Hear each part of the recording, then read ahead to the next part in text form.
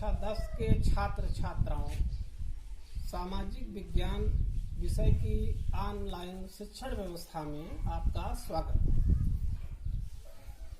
यह हम आपको जनपद न्यायालय की जो बात बता रहे हैं, ये कक्षा 9 और 10 दोनों कक्षाओं के विद्यार्थियों के लिए जानना बड़ा ही उपयुक्त है।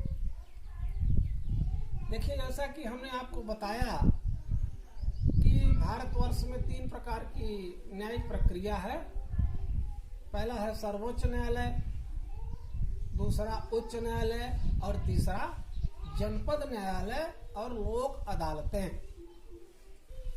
तो एक दिन हम आपको सर्वोच्च न्यायालय के बारे में बता दिए और दूसरे दिन आपको उच्च न्यायालय के बारे में जानकारी प्रदान करें। आज आपको जनपद न्यायालय एवं लोक अदालतों के बारे में संक्षिप्त जानकारी दे रहे हैं। कृपया ध्यान से समझिए और इस बारे में जानकारी प्राप्त करिए जो आपको पूरे जीवन पर्यंत काम देगी। देखिए, प्रत्येक जिलों में एक जिला न्यायालय होता है। प्रत्येक जिले में क्या है? एक जिला न्यायालय। और जिला न्यायालय का सबसे जो मुख्य होता है वो जनपद न्यायाधीश, जिला एवं सत्र न्यायाधीश। आगे देखिए, ये जैसे हम आपको बता रहे हैं कि जनपदीय न्याय व्यवस्था, उसके पहले देख लीजिए कि न्याय विभाग के अभाव में एक सभ्य समाज की कल्पना नहीं की जा सकती।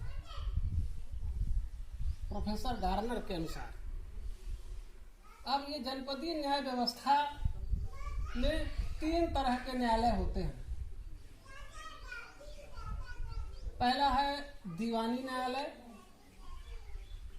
ये दूसरा रहेगा फौजदारी न्यायालय और तीसरा रहता है राजस्व का न्यायालय। अब ये देखिए, दीवानी न्यायालय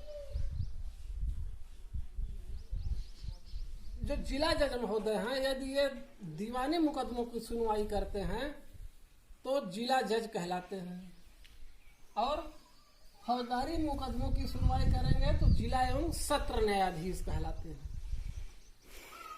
अब दीवानी न्यायालय में देखिए, दीवानी न्यायालय के नीचे होते हैं जिला न्यायाधीश का न्यायालय। दीवानी न्यायालय में क्या है? जिला न्यायाधीश का न्यायालय। जिला न्यायाधीश के न्यायालय के नीचे होते हैं अपर जिला न्यायाधीश का न्यायालय। अपर जिलाधीश का जो न्यायालय है वो जिला न्यायाधीश का ही अधिकार इनको प्राप्त रहता है। ये कार्य अधिक होने के कारण ये अपर जिला न्यायाधीश रखे जाते हैं। फिर अपर जिला न्यायाधीश के नीचे सिविल जज का न्यायालय होता है। ये दीवानी न्यायालय की बात बता रहे हैं आपको। सिविल जज का न्यायालय, सिविल जज में सीनियर डिवीजन का पहले जज होगा।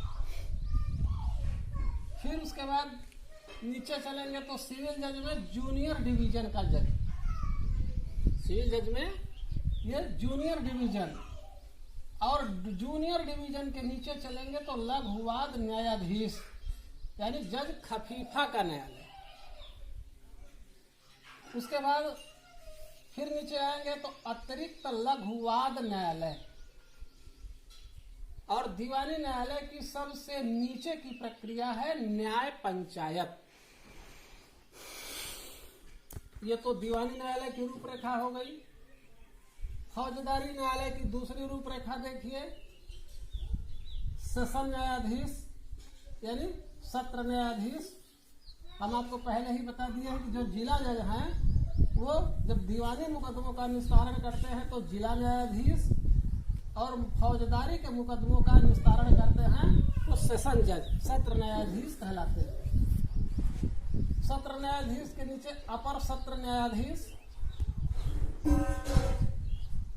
आपके जनपद में जितना बड़ा जनपद है उसी हिसाब से उसको कई भागों में बांटा जाता है, तो एक जनपद में कई सत्र न्यायाधीश बनाए जाते हैं। फिर सत्र न्यायाधीश के नीचे देखिए मुख्य न्यायिक मजिस्ट्रेट, इसको CJM, चीफ जुडिशियल मजिस्ट्रेट, ये एक जिले में एक ही होते हैं। इनके नीचे होते हैं अतिरिक्त मुख्य न्यायिक magistrate, additional chief judicial magistrate, अतिरिक्त मुख्य न्यायिक मजिस्ट्रेट। इनसे भी नीचे जब आएंगे तो न्यायालय प्रथम श्रेणी का मजिस्ट्रेट होता है। फिर चलेंगे लास्ट में तो न्याय पंचायत इसमें भी आएगी। अब आप जनपद न्यायालय के यानी जिला न्यायालय की जो बात है उसमें तीसरे रेंज में चलेंगे तो सबसे पहले होता है राजस्व न्यायालय। राजस्व न्यायालय, राजस्व न्यायालय के नीचे जिलाधिकारी का न्यायालय होता है, जो कि मालगुजारी वसूलने इत्यादि का कार्य करते हैं। जिले में शांति व्यवस्था भी बनाए रखने का इनका कार्य है। प्रशासनिक व्यवस्था भी इन्हीं के जिम्मे होती है। जिलाधिकारी की सहायता के लिए नीचे होते हैं अपर जिलाधिकारी। अपर जिलाधिकारी में जैसे अपर जिलाधिकारी नगर, अपर जिलाधिकारी ग्रामीण, अपर जिलाधिकारी वित्त, इस तरह से कई अपर जिलाधिकारी होते हैं। अब अपर जिलाधिकारी के नीचे चलेंगे तो आएंगे उप जिलाधिकारी, जिसको SDM साहब कहते हैं, जो तहसील में बैठते हैं। सब लोग जानते हैं, प्राय लोग कहते हैं ना कि तहसील जाना है SDM साहब से मिलना है। SDM साहब को उप जिलाधिकारी भी कहा जाता है। SDM के नीचे की जो श्रेणी होती है वो है तहसीलदार। तहसीलदार के बाद होते हैं नायब तहसीलदार। ये प्रशासनिक कार्य भी देखते हैं और राजस्व वसूली, राजस्व के मुकदमों का निस्तारण भी करते हैं। ये पूरा ग्रुप जो है। अब आपको बता देते हैं थोड़ा संक्षेप में लोक अदालत क्या है। व्यक्तियों को सामान्य तौर पर सस्ता न्याय दिलाने के लिए लोक अदालत की व्यवस्था की गई है। अब लोक अदालत का उद्देश्य क्या है कि जनता को निःशुल्क एवं अविलंब न्याय प्रदान करना। ये लोक अदालत का पहला उद्देश्य है कि जनता को निःशुल्क एवं अविलंब न्याय प्रदान करना। दूसरा है कि न्याय प्रक्रिया को सरल और द्रुतगामी बनाना। तीसरा है आपसी सहमति के आधार पर न्याय करना, ताकि भविष्य में किसी भी प्रकार का लोगों में बैर भाव न रहे। अगला देखिए लोक अदालत की क्या विशेषताएं होती हैं। इन अदालतों में वादों का निर्णय आपसी सहमति के आधार पर होता है।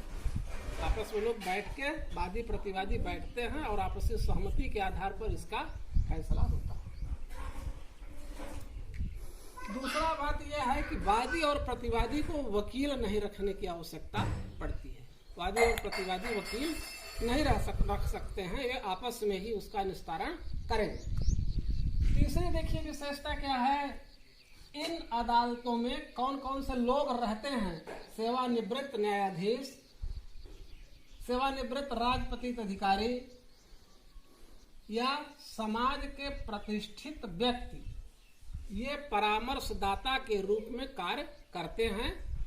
और सरकार का यह मुख्य उद्देश्य है कि गरीब जनता को लोक अदालतों के माध्यम से आपस में मिलजुल कर और सस्ता न्याय दिलाना और बैर भाव को आपस में दूर करना, किसी प्रकार की परेशानी लोगों को न हो।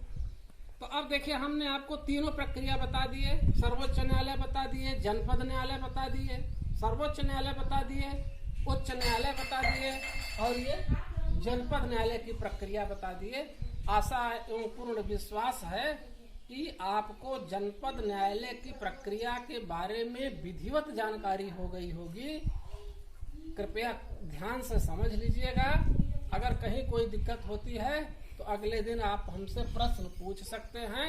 इसी के साथ ये प्रकरण समाप्त होता है। अगला चैप्टर अगले दिन। बहुत बहुत धन्यवाद।